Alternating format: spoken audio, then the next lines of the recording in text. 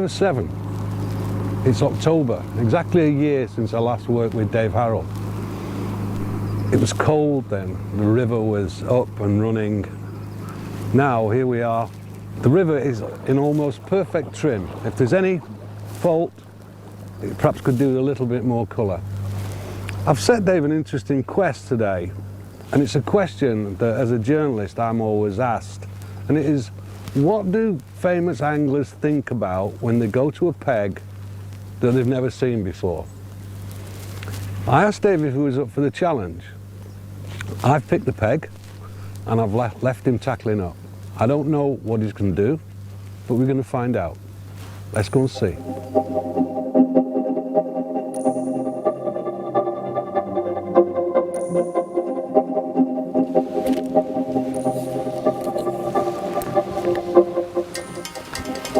So you're sorted. What do you make of the peg that I found for you? You like setting me a challenge, don't you? It looks fantastic. The river looks absolutely gorgeous today. I mean, I really fancy catching some fish. I mean, I've set a couple of rigs up, and really. I didn't realise it was that deep. Well, I didn't to start with, to be honest. I mean, when you rang me last night to tell me where we were coming, I cheated a little bit because I made a couple of phone calls and found out a little bit about the water, which can respond to all sorts of methods, so I was told. I mean, I think there's a lot of chub here, or I'm told there's a lot of chub here. There's barbel. A little bit later on in the year they do catch roach down here as well. So really it was a case of thinking, well, how can we get the best out of it? Well, to me it doesn't look fantastic for feeder fishing, simply because the river's running quite clear. Unusually for this time of year. I mean, normally you've got colour in by now, so I've decided to go down a float fishing route. Well, there's a certain irony there, because when I spoke to Phil Briscoe, who controls this piece of water, he said he'll empty it on the feeder. I didn't feel inclined to tell you that. The question that over the years that I've been asked time and time again is, you know, how do the top match anglers prepare when, particularly when you get to a swim like this, which I can honestly say you have never seen before. You know, you've got a little bit of inside info, which is crucial. But what were your first thoughts? You've sat down and you've thought, okay, if I was fishing a match, it's probably going to be one with the best part of 20 pounds. Where'd you go from there? Well, I mean, obviously I've got a lot of experience on this river to start with, which is a good thing.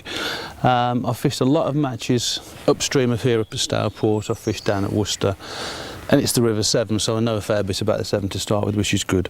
And then what I did then, I just rang a few friends just to find out the SP on, you know, on this particular length. Now, the interesting thing for me about river fishing is that it's a constantly changing thing. If I came to here with another foot to 18 inches on, for example, today, and it was coloured, I wouldn't have even put float gear up. You know, so I think people have got to bear in mind that you should fish the method according to the conditions. Right. You know, and that really comes with experience. But today it's an obvious one. I mean, if you throw some bait in the river, you know, you can see it a long way down. You can see the bait going down. Yes, you can. A good couple of foot there, I would imagine. So, to me, that equals good float fishing conditions. You know, if we'd have thrown that bait and it's gone within sort of an inch, then the visibility changes for fish, and then we look at a different way. A static bait is probably better then. You know, so today I think this is fantastic float conditions. I mean, you know, so many times you come to the Severn at this time of year and you've got a hard downstream wind and it's difficult to control the float. So, you know, on today's session I've obviously got an option of feeder fishing if I want to. What I don't like about the feeder is the thing that, you know, if you start to nail a few fish just in one area, and usually you find in this sort of area that the fish will back off the feed. And yes, you can change the float, but I think a much better method is, and a much more searching method is waggler or stick float. Right. What went through your mind? I know that you always plumb the depth. In fact, there seemed to be a phase a few years ago where anglers didn't bother plumbing the depth on rivers. Yeah, and just went deeper and deeper.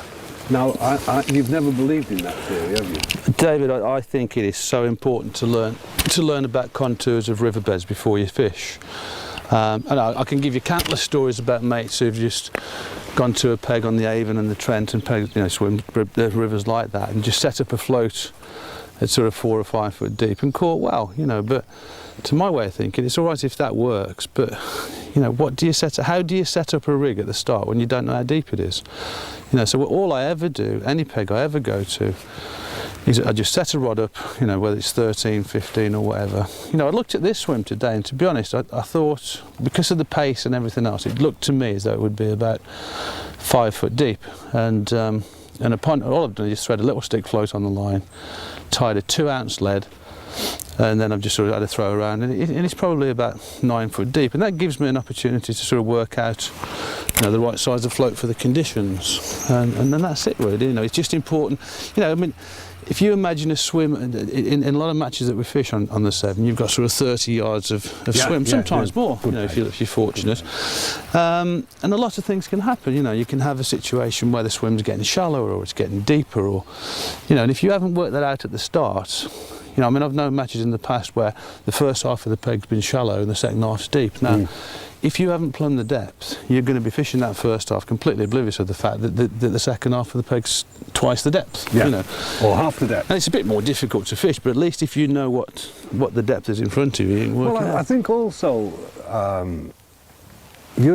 although you're fishing deep today, because of the advent of modern rods, you're able to fish a long rod, which doesn't make it difficult to cast. No, it's really easy. For the last sort of, I think the World Championships of 1992 brought about the awareness of very long rods, bolo rods. Yeah. And obviously materials in tackle has got better and better, with carbon fibre. So now, today I'm using a 15-foot rod and it weighs probably the same as an old 13 from 20 years ago, So it's ever so easy to fish with. And it's about control. And are you fishing the bottom? Well, at the moment, I haven't had many casting. I'm just trying to work out, I'm just trying to get it set dead right. So what I do is set the float roughly of the depth that I found with the plumbing when I set up at the start. And then thereafter, it's just a case now of putting depth on. We'll talk about the shotting in a bit if you like, but it's a case of you get your starting point and keep adding some depth until the float drags under.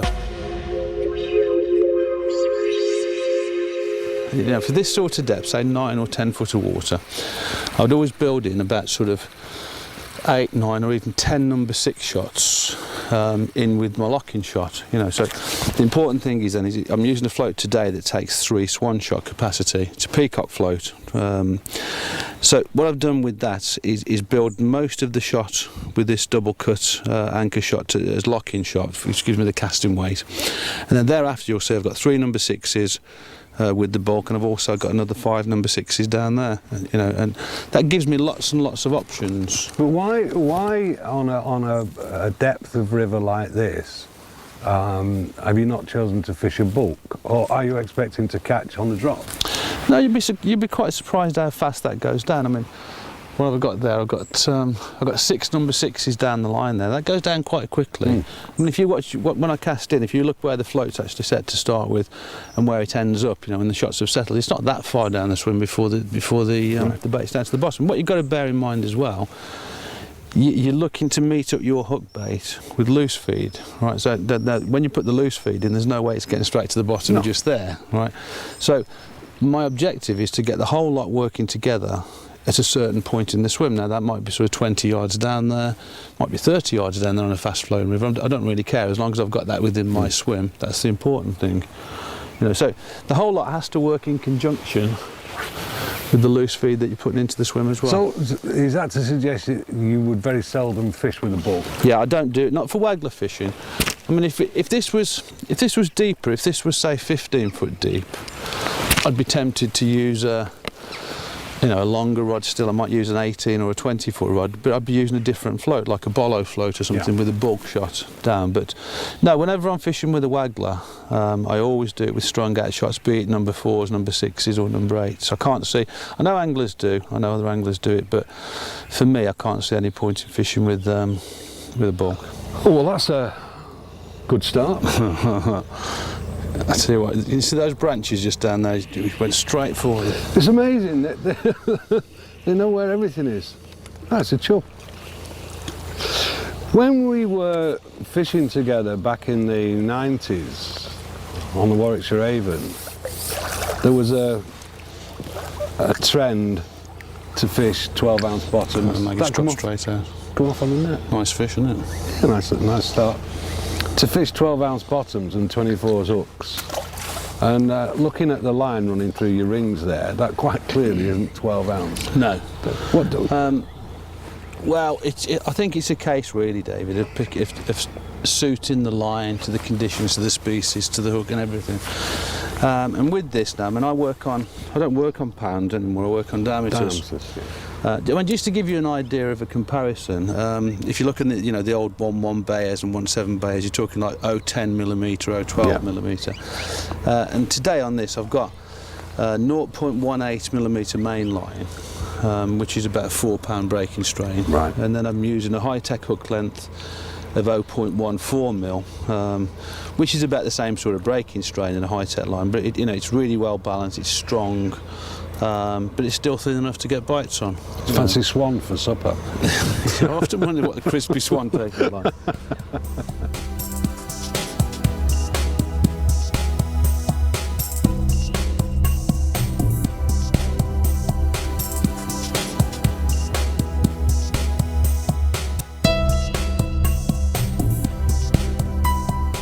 Look at that.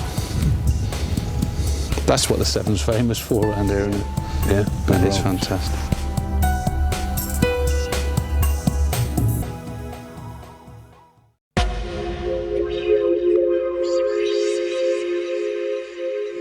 With fishing like we've got today with the wag, the important thing is to use a float that's big enough to get there. I mean, just as we're talking now, the wind started to get up a little bit, thankfully in the right direction. But I see people using floats that are far too small sometimes. Well, before you chuck out again, let's have a look at this float, because I think you said to me earlier that it was a 3 Swan, and what I can do, it's a fairly substantial I've got float, a whole isn't it? tube full here. I mean, you can see. Oh, you didn't come prepared then? I just love collecting floats, as you can see. But You're a tackle tart. In here, you've got all sorts of lengths, all sorts of diameters. Most of these are commercially available through the tackle shops, but there are some. Looks to me to be a lot of Drennan and Camisat, which is the same company, floats there. They're great floats, I mean, they're one of the few floats where the paint stays on. Yeah. Not as you get more bites, but obviously, they're better floats. But I mean, you'll see here, I mean, the Camisat one I've got on today is that one. It's a 3 Swan shot capacity float. Now that's the biggest they do in that thickness of quill.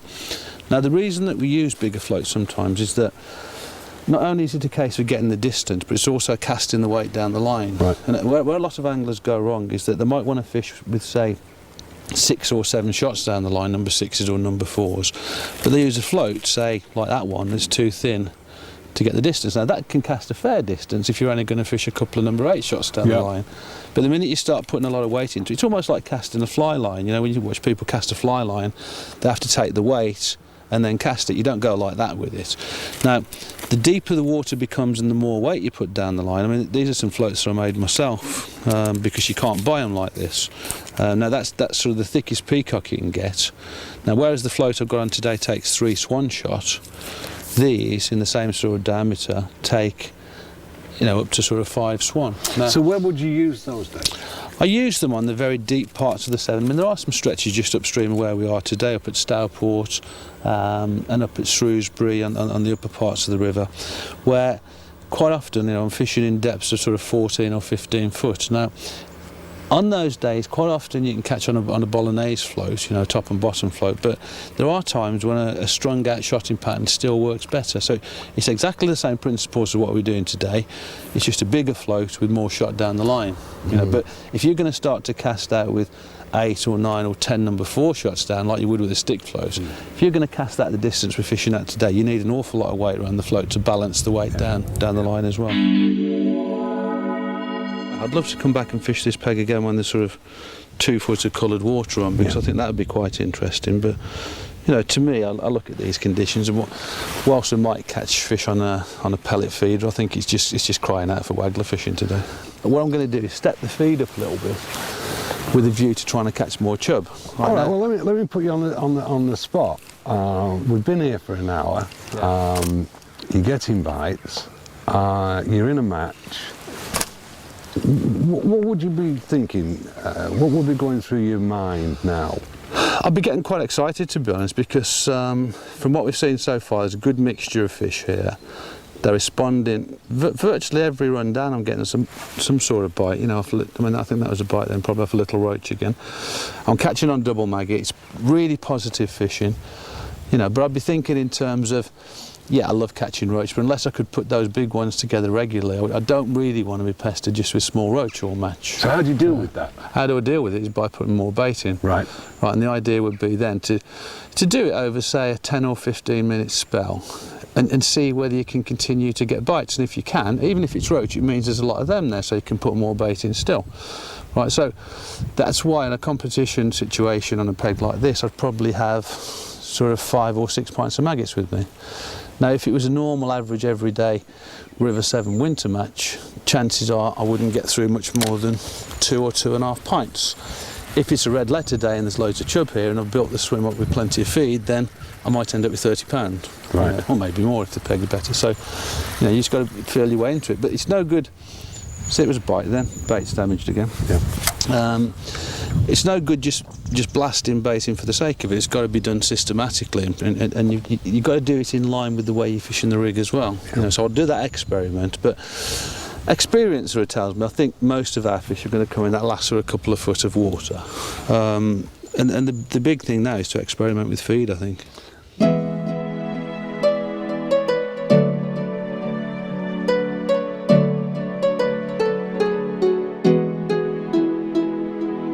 I find these days that I have a lot of problems with very small shot. I think your skin just gets more subtle as you get older. But do you involve yourself with micro shots, 12s and 13s? Absolutely, but not for this sort of fishing, because I need the shot to be doing something for me, and I can't see any point in, you know, in a rig like this, which is quite a substantial, you know, positive rig. I can't see any point. I can't see what a number 12 shot would do to it. Right.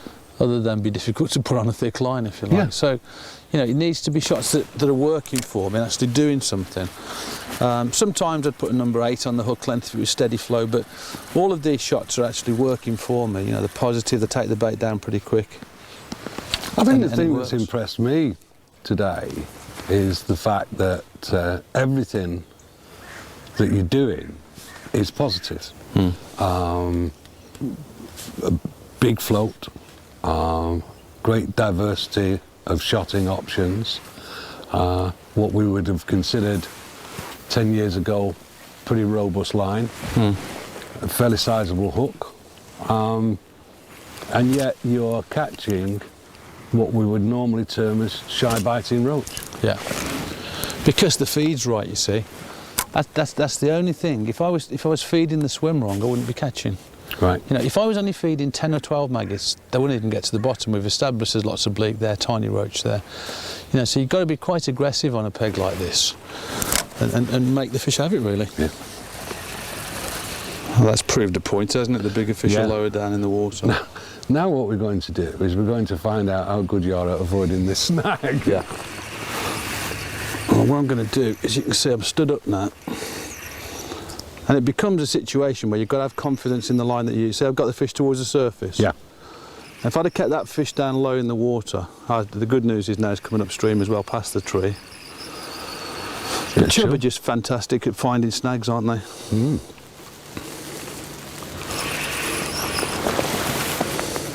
Not this one. Well, there's a good tip, because it's a pound fish and he never got anywhere near it, did he? Well, it's £1.5 in it, that's right. Yeah. Probably a bit more. Nice. Any maggots inside it? There's something rather nasty, look at that. It's not maggots, is it? No. But I mean, I can't see it. It always amazes me this, you know, because there's not a single maggot in there apart from my 2 that have been scrunched up in his throat. So, I mean, that would seem to indicate that they're not feeding. Well, they're not getting the chance to get the bait. No. Because you and I have had occasions when we've pulled our net out at the end of a match and it's just been full of chewed up maggot. I reckon this is the sort of peg we could absolutely take apart now. It just feels so right. You know, we've been fishing for a while, we've been pestered with small fish. I'm stepping the feed up. It's the sort of day this is, I think, when we could get through 5 or 6 pints. Shall we? Let's do it. Well, I've got nowhere to go.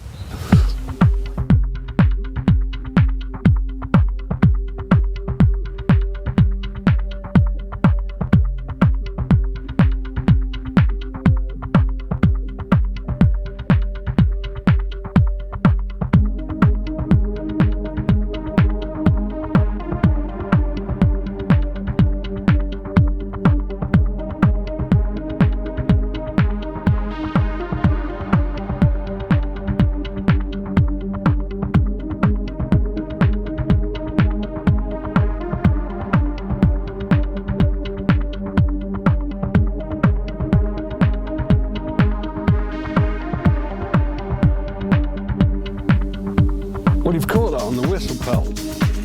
You mean my 5 hours? 5 hours are up. That's Yeah. cruel. That's cruel. Feels like another good one, David, to finish. Is it? So he's going for that snag again. I thought you'd sorted that. I know you were amused by the.